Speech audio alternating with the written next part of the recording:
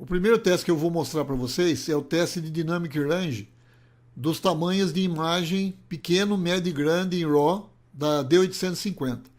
Então nós temos aqui as 3 imagens que foram capturadas com 6 pontos de exposições a menos do que o normal, né?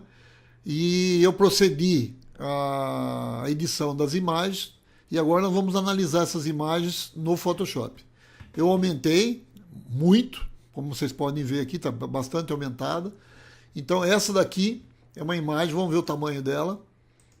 Ela tem 428 pixels por 2.752 pixels.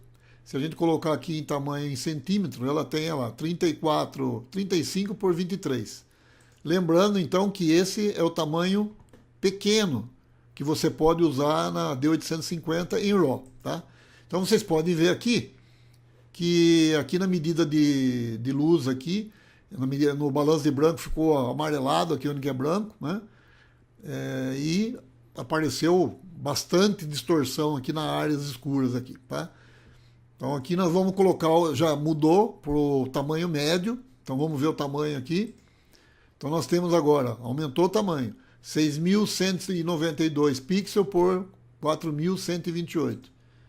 A gente colocando em centímetros, a gente tem lá 52,43 centímetros e 34,95 centímetros, tá certo?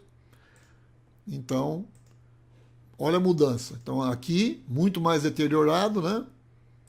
Aqui, menos deteriorado. Agora, o tamanho normal, vocês podem ver que aqui tem muito pouco ruído, né? E foi feito uma exposição com uma luz amarelada mesmo, tá? Aqui diminuiu um pouquinho o amarelo em relação aos outros, ó, porque o tamanho normal do arquivo da D850, o balanço de branco dela é excelente. Mas mesmo assim, a luz era uma luz amarelada, porque é de um abajur, então a ideia era colocar mesmo uma cor meio quente aí, tá certo? Então, como vocês podem ver, a nível de recuperação de Dynamic Range, certamente vocês não vão poder trabalhar com um arquivo pequeno e nem arquivo médio, né? A média até pode ser, mas não com 5 ou 6 exposições a menos. Agora, no arquivo grande, vocês podem trabalhar e dá para recuperar bem e ainda fica com muito pouco ruído, tá certo? Nós vamos dar abrir um pouquinho mais as imagens para vocês verem, né? Tá? Então, esse é o pequeno, esse é o médio e esse é o grande, tá certo? Nós temos as 3 imagens novamente aqui. Essa primeira imagem, vocês podem ver que é S pequeno, né? S de small, né? Em inglês, pequeno, o tamanho em pixel e a resolução, que é 11.4 megapixels. O médio, que é 25.6 megapixels. E o large, o grande, é 45.4 megapixels. Então, se a gente analisar aqui, não tão em detalhe, de longe, olhando com a vista um pouquinho afastada, né, do que foi fotografado, isso aqui é o Mitsubishi aqui do meu fotomóvel. O meu TR4, o apelido dele é fotomóvel, para quem não conhece aí, é fotomóvel. E o meu drone é o Dronildo. Então a gente tem o Dronildo e o fotomóvel.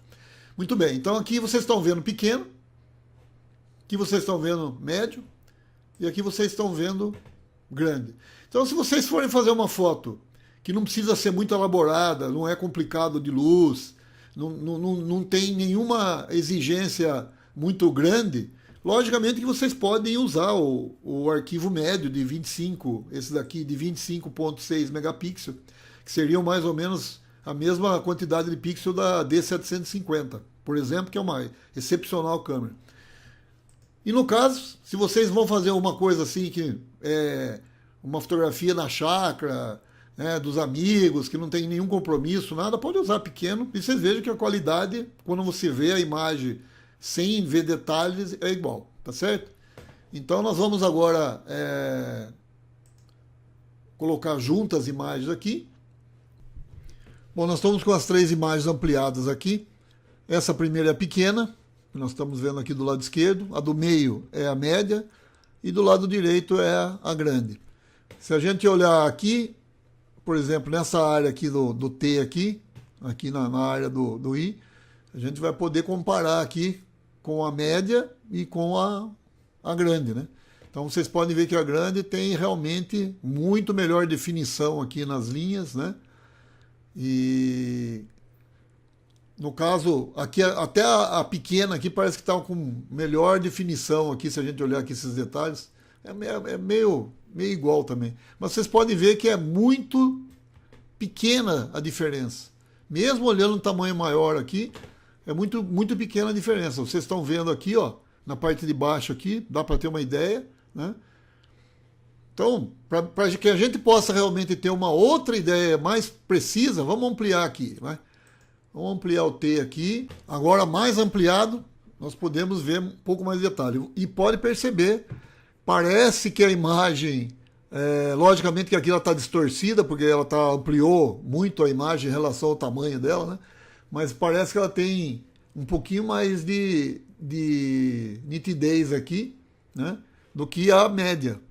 Mas as duas, em comparação com a large, né, a grande, vocês podem ver, aqui tem os detalhes aqui, ó, tem até uma sujeirinha aqui no T, aqui não aparece nada, aqui aparece um pouquinho, isso mostra que está melhor do que o médio, né? Então nós temos aqui, onde tem esses cortes aqui, ó, dá para perceber bem a diferença da large, da média e da pequena, tá certo? Logicamente, se vocês querem mais qualidade, vão tirar com tamanho médio, mas vocês podem também trabalhar com tamanho menores, que não vai ser tão diferente assim, não. Principalmente para perceber quando você volta ao normal aqui, a imagem no tamanho normal, né? Aí quando você volta aqui, para alguém identificar realmente qual que tem mais detalhe, qual que não tem, é meio complicado, tá certo? Não é fácil, não. Logicamente que quando você amplia uma imagem, se você vai fazer um pôster, se você vai fazer uma ampliação grande, logicamente que o tamanho grande aqui da imagem é o recomendado. Mas se você vai fazer tamanho 20 por 15, 18 por 12, até o P serve.